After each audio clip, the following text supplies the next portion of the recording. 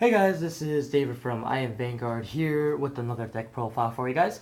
Sorry about the a week break. I had a few things going on, which I'm probably gonna make an update on it on my channel sooner or later. But definitely stay tuned on that. And I actually wanted to show off my new playmat that I got. For those of you guys that recognize it, it's Card Capture Sakura, one of my childhood animes I really liked.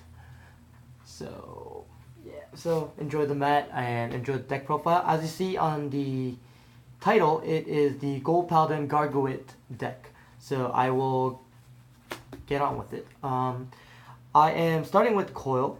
Coil is a very good starter for Gold Paladins because it gives you it's a unite card that lets you look at top three, and then you can call one of the three cards and then put it on the rear guard and it gets +2. So I think it's very good just because with Scrooge Point, it just gives you another card that gives you +5 out of the Gurguit's ability. So I think that running one of these is really good in the deck as a starter. Of course, like if you play against control matchups and such, yes, I mean it's not very useful, but I think overall this card is very good, and I think it's a good starter for this deck.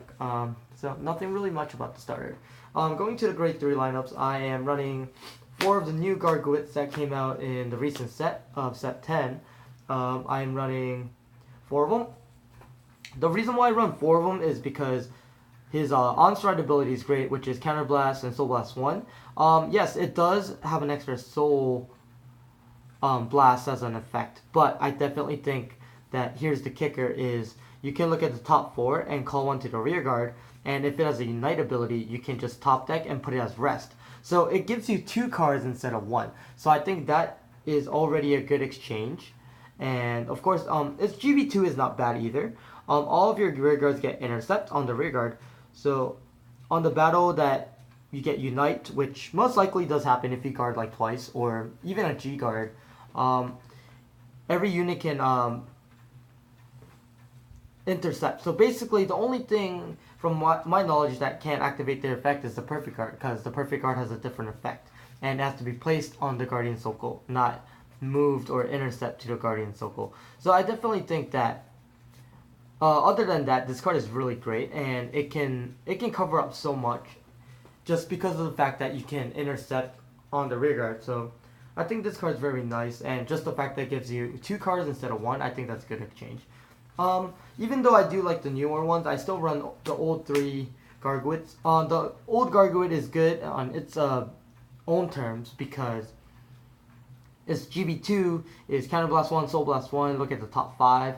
And when it's attacked, you can call one of the cards to the guardian circle. So this is where the combo happens, where you call the perfect guard from your deck and try to guard with it. Most likely it didn't really happen to me, and most of the time I actually don't ride into this. I run into the other Gurguit. But I think on control matchups such as Link Joker and such, I think this card is a better choice to run. And its on-stride ability, Counter Blast.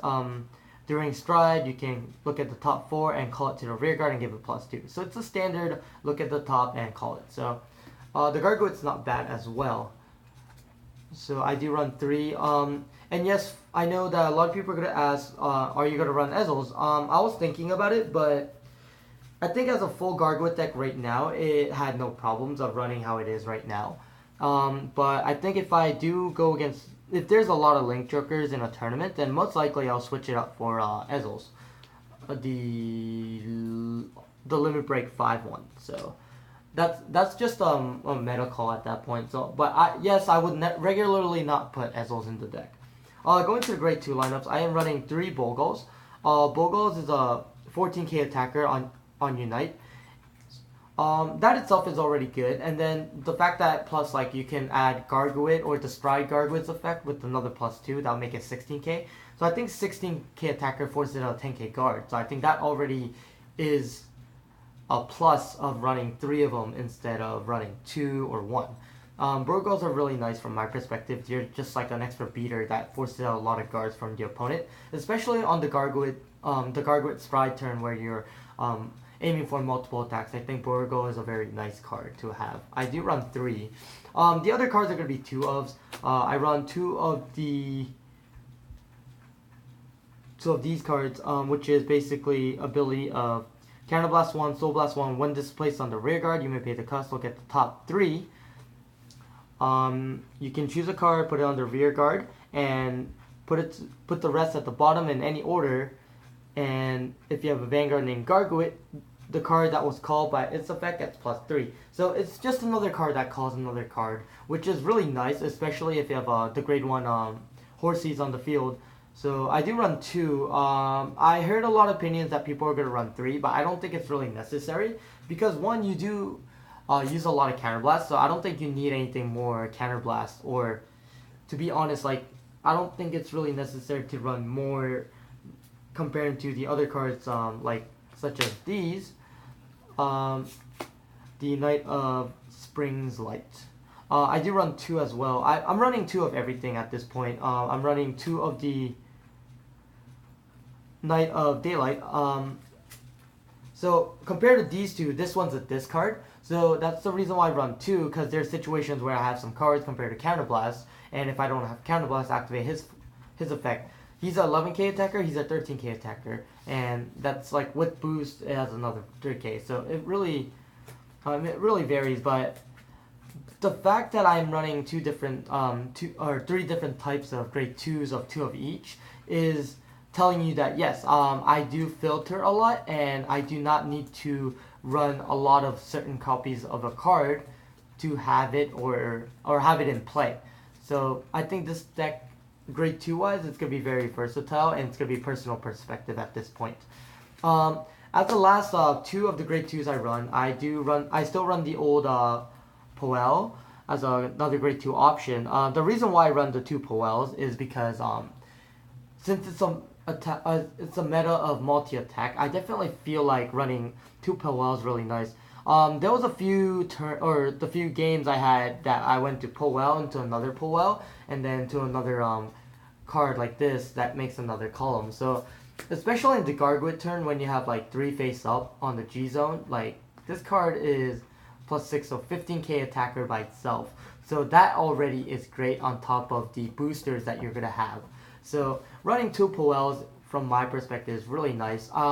Yes, it is a little counterblast heavy, but I think that's a player's perspective or a pilot's perspective of controlling the counterblast is what I feel like in this deck. Going to the grade 1 lineup. The grade 1 lineup is more easier than the grade 2s and the grade 3 lineup. I am running 4 Stride Enablers because it's a Stride deck. You need a Stride, and you can search for Gurguit. And then I run the 4 of the new Perfect Guards. Kind of a brief explanation of what these do is, it's a regular Perfect Guard effect. When it's placed on the Guardian Circle, you can activate this effect and have it discard. And on top of that, you get a secondary ability. You can choose a rear guard, put it to the bottom, and then you can give this card or this unit +15. So it's like an extra G guard as well. But it really depends. Like if you're playing on certain decks, like the police and such, that really matters that you'll be playing the secondary effect. The secondary effect is also good if you're about to deck out. So I think running 4 of these is a really amazing. I wouldn't change the Perfect Guard lineup at all.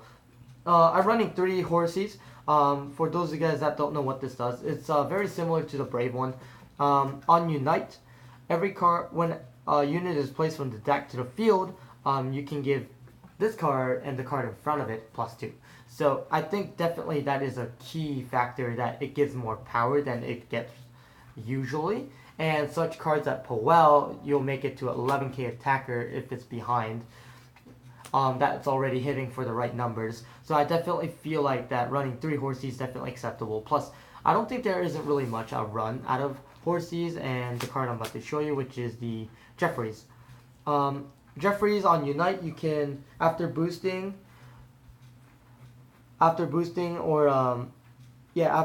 may pay the cost, put it into soul and draw a card. So after that you're boosting a unit, you can just put it into soul and draw a card to compensate the Gurguit plays that you made.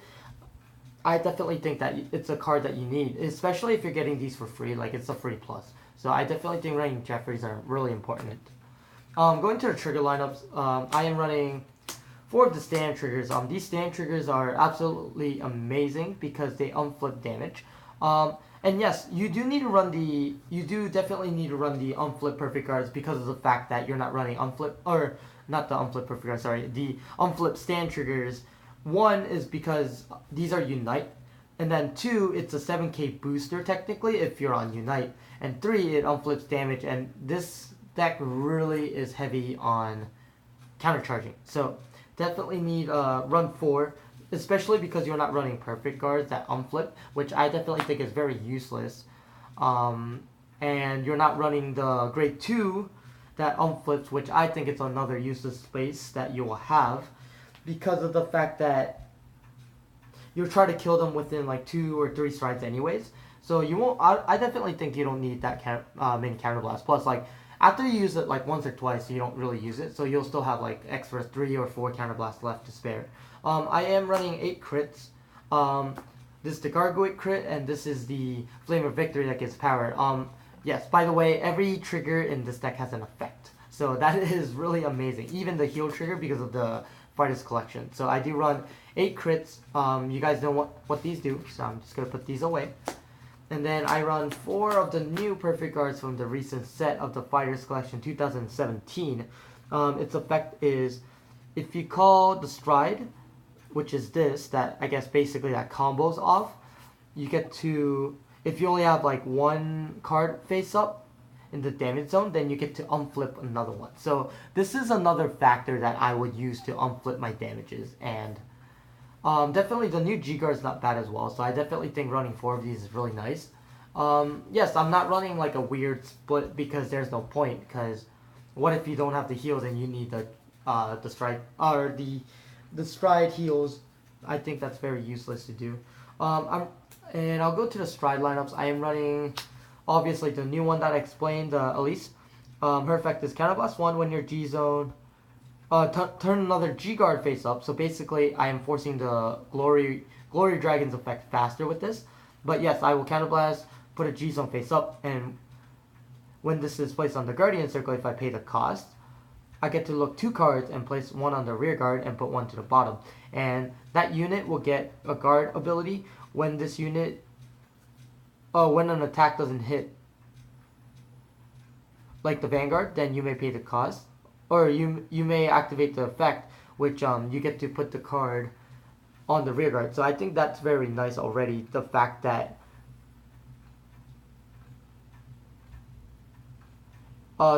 you get the put it on the rear guard effect. So I think this G-Guard is really nice. And I'm running the standard G-Guard from the older Fighters Collection, Fighters Collection 3.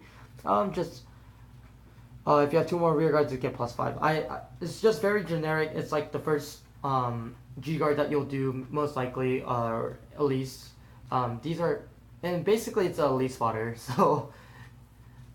And then I do run 2 of the Slagle Flare. Slagle Flares are amazing. You can put 1 back, and then you can look at the top 5. So basically it's giving you another option to search.